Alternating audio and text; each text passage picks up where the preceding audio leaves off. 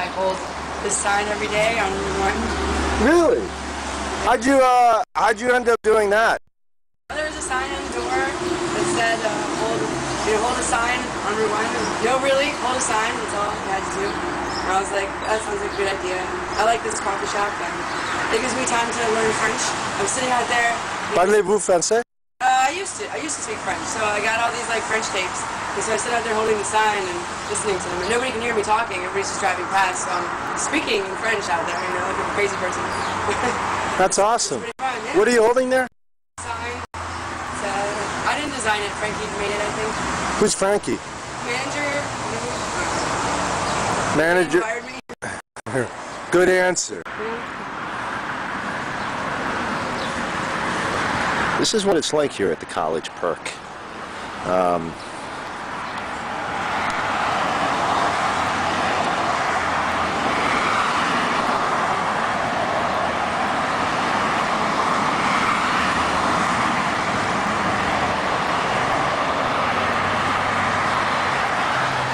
She still has to make it across the highway of death. A lot of people have tried. Many families have been lost on Route 1. There's John C. Flood giving a shout out for the kids. All right, she's going.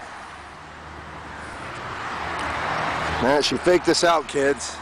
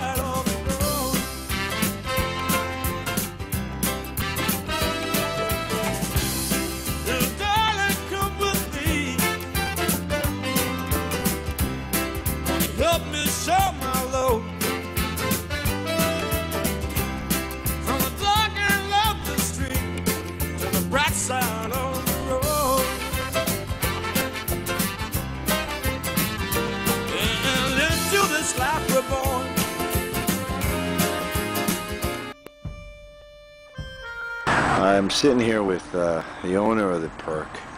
I say owner, but is that really a fair thing to say? I mean, does anyone own the Perk? Anyway, this is Chris Gordon. He's also in the process of either committing an act of terror or launching a man in a lawn chair into space. Tell us which one of the two choices it is, Chris. Well, we're hoping for the launching the man, but there's also the possibility that I'll fall in for option one, hopefully. Yeah, where'd you get the idea?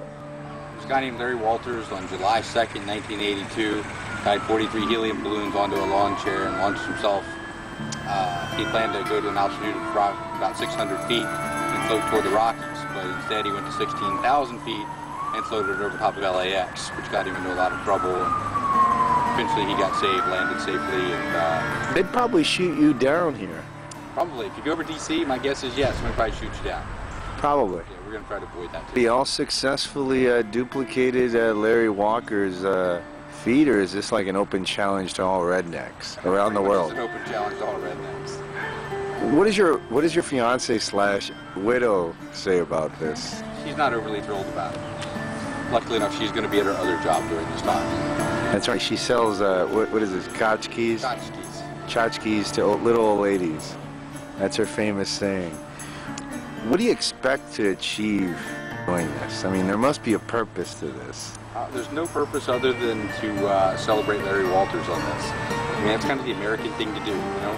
So go do something just because you can. Just because no one else has done it. For no other reason.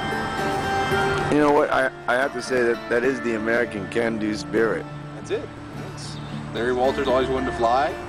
He wanted to do it, you know, in an inexpensive and fun kind of way. And a lawn chair, 43 helium balloons, and some helium, and he was set. Hey, speaking of which, how much is this costing you? It's about $500. $500, and how many flights into space do you think you'll be able to make? Just one, or? Oh, well, we'll probably be tethered, so it'd be a couple. Wow. Yeah, I don't plan to free flight this. I'm not looking to die.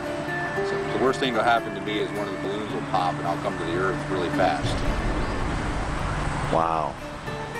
That's This year we're using two 16-foot diameter balloons. Oh yeah, tell us about the specifics of the flight. It's two 16-foot diameter balloons. Each of them should lift about 137 pounds. Next year we're going to go with a whole bunch of smaller. Is that enough to lift you, my friend? 237-pound balloons, yes. Oh, okay, all right. Just making sure. No, but I mean that's taking into account the lawn chair and you, The lawn chair right? only weighs like 2 pounds. Okay, just make. Taking the one off your porch. Are you taking mine? Oh, It's great. not your lawn chair. Where'd you get it? What, that lawn chair? Hey, by the way, I'll have you.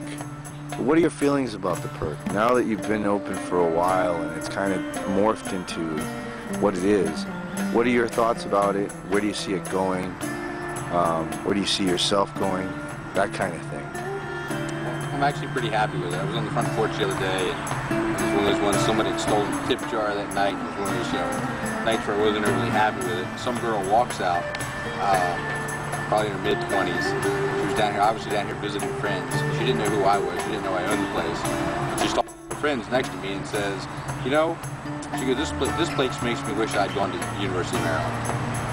Oh, it's a great compliment. I mean, I never said anything to her, but it was one of those, it doesn't really get any better than that. I was pretty happy with that. But as far as where it's going, probably more of the same, more better. I